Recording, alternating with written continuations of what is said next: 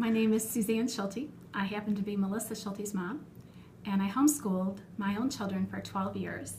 On top of that, I am a public school teacher, and I own a Sylvan Learning Center, so I have kind of a broad background with education in general. And she asked me today to talk a little bit about homeschooling and learning theory, so that's why I'm here. What was your experience with homeschooling?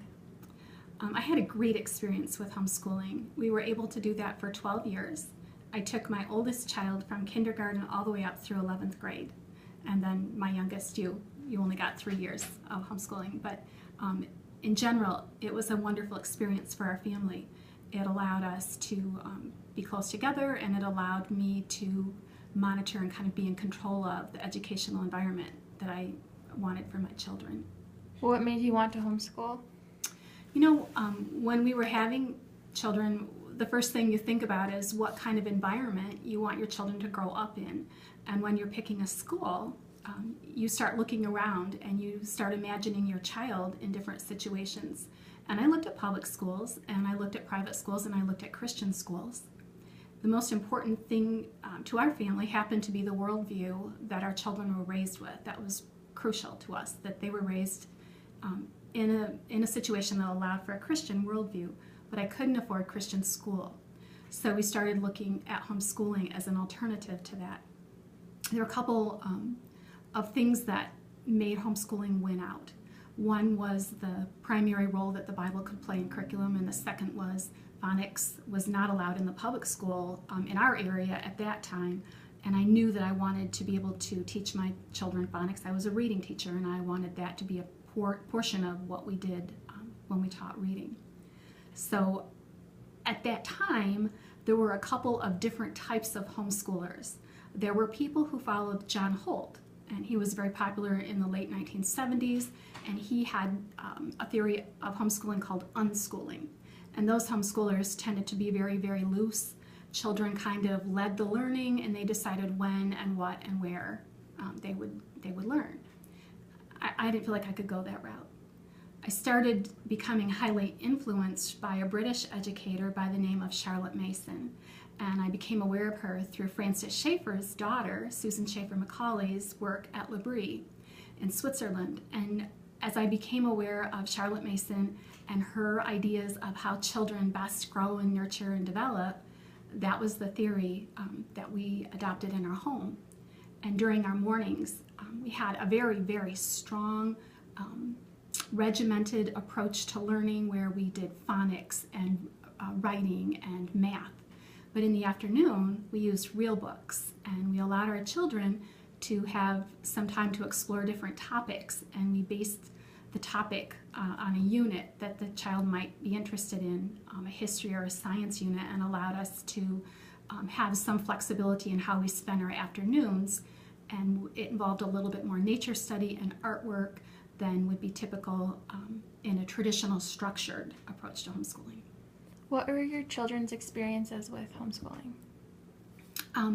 I think that for the most part, our kids would tell you that they learned a lot during the years they were home. In fact, the ones who were homeschooled the longest felt like they got probably the most out of homeschooling. We took an approach that kids needed to be exposed to things in the world and not hid from them. We wanted very much for them to have social experiences, so we were involved in co-ops. We did a lot for science and math and history in a co-op setting in our local area.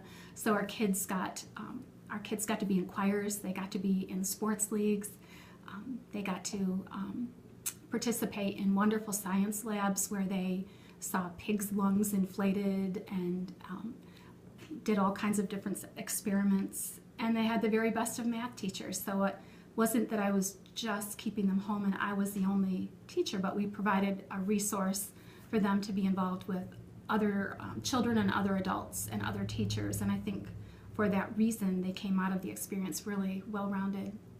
So do you think homeschooling is a superior method than public schooling? Wow, that's a loaded question, isn't it?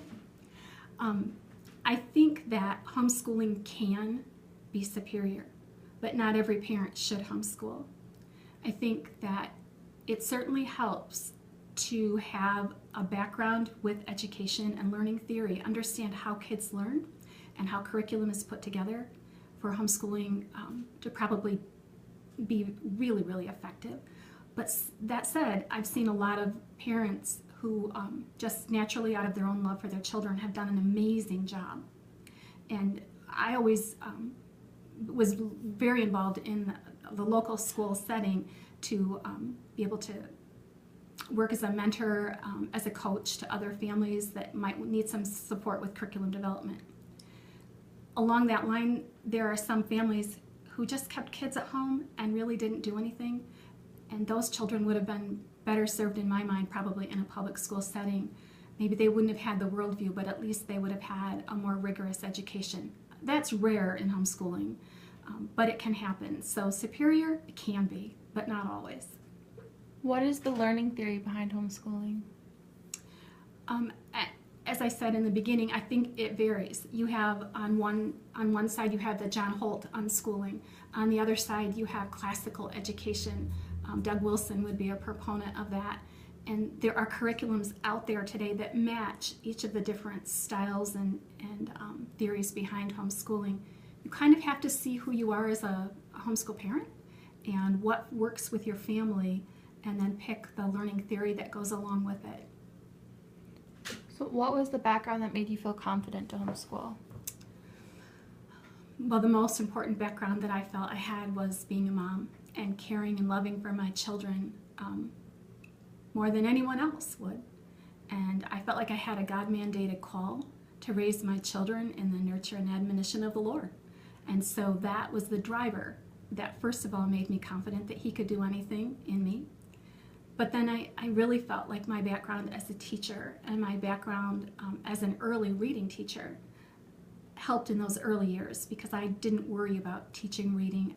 Even with a child with dyslexia, I felt really comfortable putting together the type of program that would be effective.